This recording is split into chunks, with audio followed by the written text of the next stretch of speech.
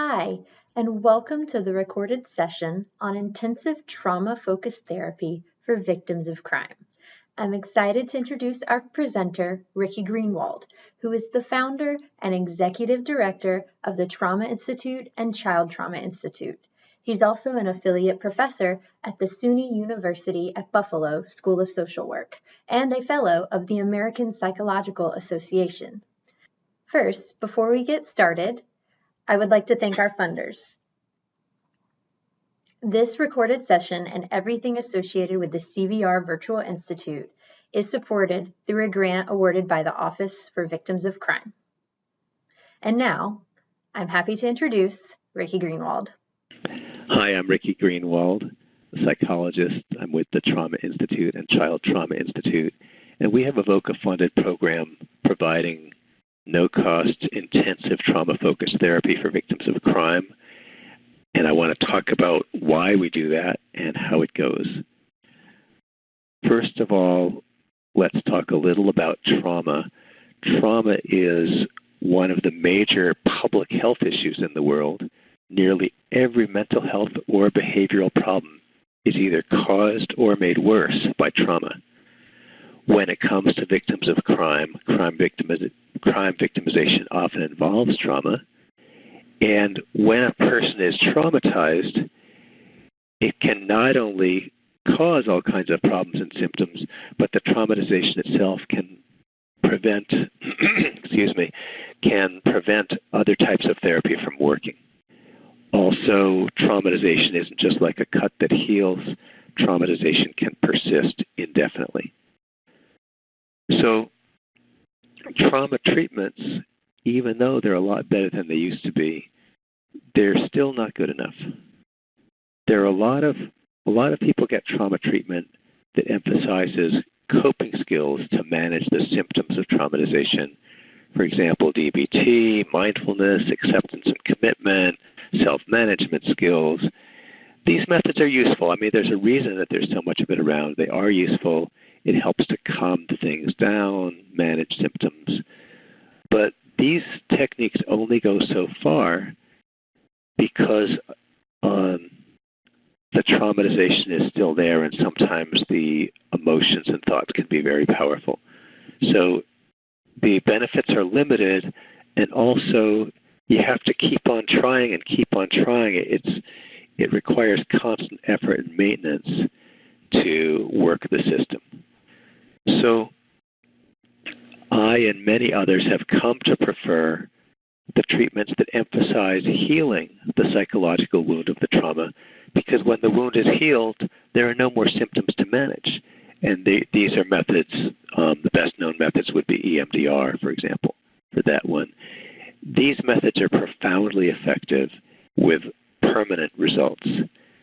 But the problem is, even with the trauma healing methods, if you're going to therapy for an hour a week, 50 minutes a week, it can take months or even years to get the benefits of the treatment, to get through the traumatization. And meanwhile, what's happening in those months or years, you may be losing your family, you may have dropped out of school or lost your job, you might be doing things that get you in danger or in jail. So a lot of bad things can happen while you're waiting for those months or years to get your therapy done, even with trauma healing therapy. So we've developed an intensive trauma-focused therapy model, which has a lot of advantages. You do it all at once, so you get it done, so the person doesn't have to drag on and on with the problem. You know, if you ask people, would you rather get the benefits of your therapy next week or next year?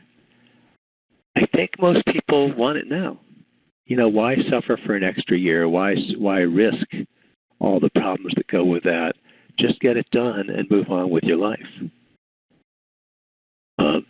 When you work intensively, there's a much smaller risk of treatment being disrupted or sabotaged by real life, right? Because the client comes in, they've arranged for childcare, they've taken a few days off from work if they're working or whatever, and they just dive in and do it. There's not so much chance for somebody to get injured or pregnant and get a job in a different state, or to feel a little better and then say, that's good enough, I'm fine now. So you're likely going to get a much lower dropout rate. Also, when you're doing something like EMDR for 50 minutes a week, you've opened up trauma memory, it's maybe not finished yet, it hasn't been all the way worked through, and then sure, the therapist and the client try to kind of put it away at the end of the session, but that doesn't always work. And I've met a lot of therapy clients who have said, yeah, EMDR works for me, but then I walk around all week all messed up from it. So in intensive trauma-focused therapy, you open up a memory, you work all the way through it until it's healed and it doesn't bother you anymore. Then you do the next one, then you do the next one. So there's less risk of the therapy itself being destabilizing. There's still some risk. You know, therapy is a little risky, but I think the risk is reduced when you do it all at once. Intensive therapy is also more efficient. You know, in hour per week therapy, first of all, it's typically only 50 minutes a week.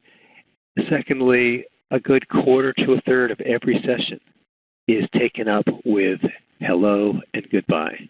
Right, the check-in, what's going on, how are you doing with things, is there a problem we need to solve, is there any crisis? Finally, you get into whatever you were planning to do, and then at the end of the session, you've got to tie things up. So that's not wrong, you have to do that, but it takes a lot of time. In intensive therapy, you say hello once, and then you just work through whatever you're trying to work through. Also, in hour per week therapy, a lot of time is spent on coping skills to help the client manage their symptoms and maintain their current level of functioning while they're waiting for the trauma healing to happen. And again, you have to do that, but the most stabilizing intervention is trauma healing, because when the client's not traumatized anymore, they're not going to be destabilized. It's the trauma that destabilizes. So in intensive therapy, you're able to just go in and work on the trauma healing, and then you don't have to spend most of that time on coping skills anymore. So intensive therapy is kind of like binge watching a season of a TV show. There's no recaps, there's no advertisements, it's all progress. And my estimate, and this has not been tested yet, but my rough estimate is that intensive therapy uses only about 50% of total treatment hours compared to the same therapy being done in weekly sessions. I want to tell you a little about the research on intensive trauma-focused therapy. The first study that involved, randomized and comparison groups, etc. This was not done with my favorite trauma therapy. It was not done with one of the really good trauma healing methods, but it was done with an effective method called cognitive behavioral therapy, or CBT. And in this study, 121 participants with PTSD were randomized to either intensive CBT, weekly CBT, supportive therapy, or just a waitlist control group. And at 40 weeks post-treatment, about 3/4 of the intensive and the weekly participants no longer had PTSD. And what you'll see, there's a lot of other research that I've provided a link here if you want to look at other research, because there's quite a lot. But what we're seeing is that the results of intensive trauma-focused therapy are about the same as the results of weekly trauma-focused therapy. You don't lose anything by doing it quicker, and what you gain is the speed and the efficiency. There was one comparison of intensive versus weekly EMDR. Now, this was an archival study, which means that it was just a record review. It wasn't a planned study where people were randomized. So they looked at, one treatment program they had where the clients were getting an hour per week of EMDR, or maybe it was 90 minutes per week, but it was one session per week. And then another program they had where it was intensive, where they provided 2 sessions per day. And this was with war veterans. And so they reviewed 50 participants who were in the weekly, 50 participants who had got 2 sessions a day. And at 1-year follow-up, none of them had PTSD anymore. So again, we're seeing equivalent results. Now I want to tell you about the study in our shop with victims of crime. As I mentioned earlier, we have a free intensive trauma-focused therapy program for victims of crime in Western Massachusetts. And we just did a review of our records from our first year to get you the numbers I'm giving you here. Now, bear in mind that we don't take everybody because some people can't jump in and do this, right? Some people are too unstable or there are various reasons. So we do have a screening process. Of the 57 participants who started, 2 dropped out. Now that's a dropout rate of just under 4%, I think, which is an extraordinarily low dropout rate for mental health services. So of the 55 who completed treatment, oh, by the way, we were randomizing to EMDR or PC. PC is progressive counting. EMDR is eye movement, desensitization, and reprocessing. EMDR is really the best of the research-supported trauma healing methods because it's the most efficient, the best tolerated, fewer dropouts, et cetera, and very effective. PC is a newer trauma healing method. It's also research-supported. It's much newer. And we weren't sure if it might be more efficient or not, so we did a randomization. This is not a comparison. This particular thing, we were just looking at how everybody did, but they were randomized. Anyway, so the participants in our first year of our intensive therapy program for victims of crime had an average of 30.5 hours of treatment. That means that they were working with their therapists for about 4.5 days. So you come in Monday morning, and you leave by Friday at lunch. That was the average. We have assessment we conduct, not by the therapist, before treatment, 2 weeks after treatment is done, and about 3 months after treatment is done. So I want to tell you about our outcomes at the last assessment. Now, pre-treatment, we use something called the Trauma Symptom Inventory. It's a very well-validated measure of post-traumatic stress and related symptoms, and it's got a zillion subscales for things like anxiety, depression, anger, dissociation, intrusive memories, post-traumatic stress. It's a very good measure. Our clients had an average of about 14 of these subscales at clinically significant levels.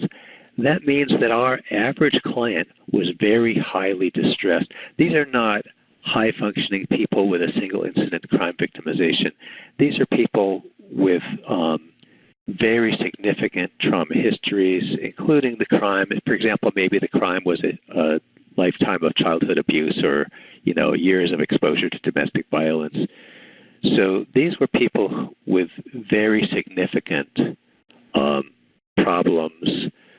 Many of them had what's called complex PTSD. So these would be considered fairly challenging high-end cases. Average of 14 trauma symptom inventory symptoms at the clinically significant level.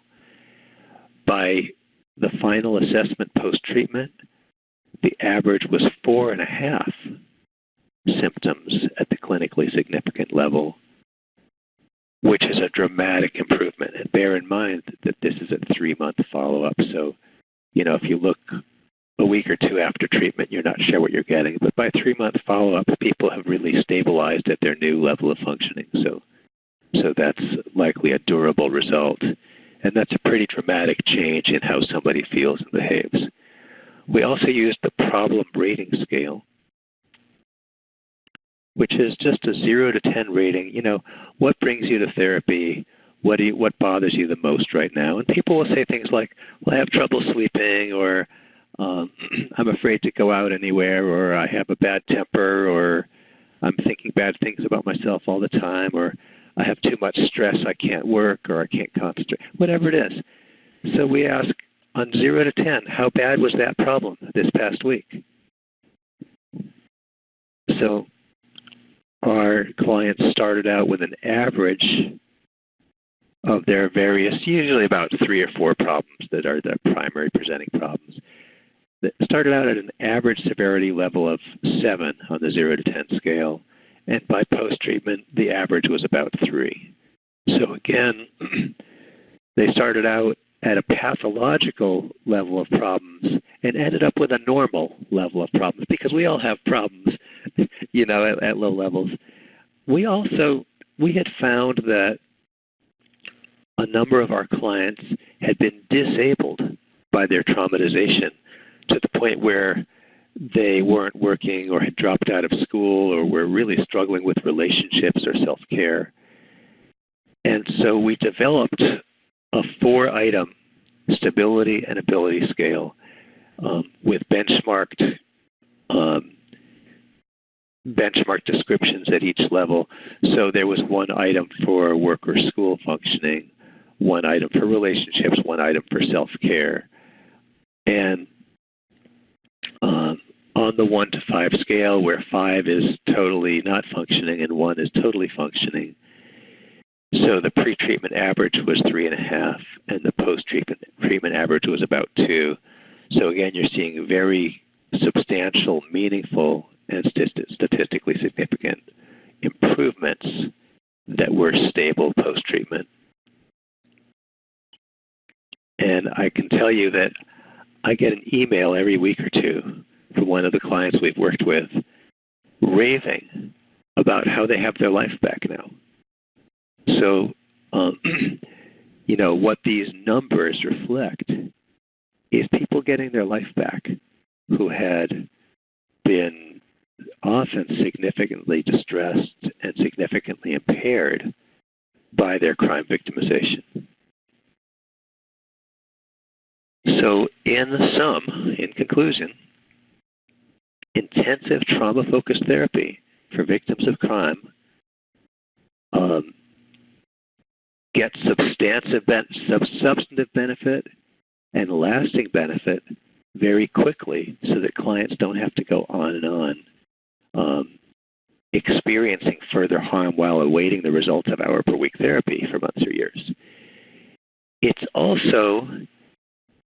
a high investment up front because you're spending a lot of time with somebody for a little while.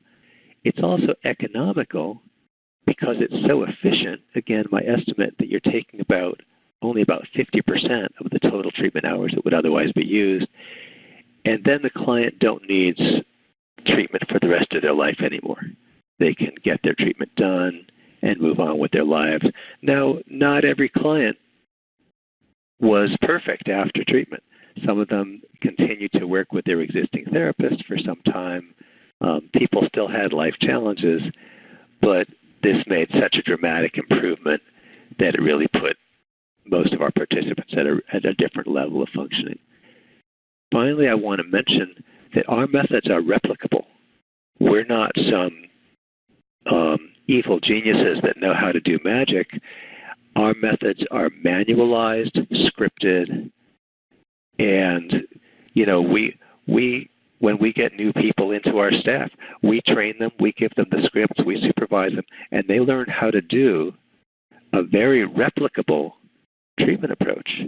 So anybody can do this. It does require, trained psychotherapists who have the specialized training, but this can be replicated.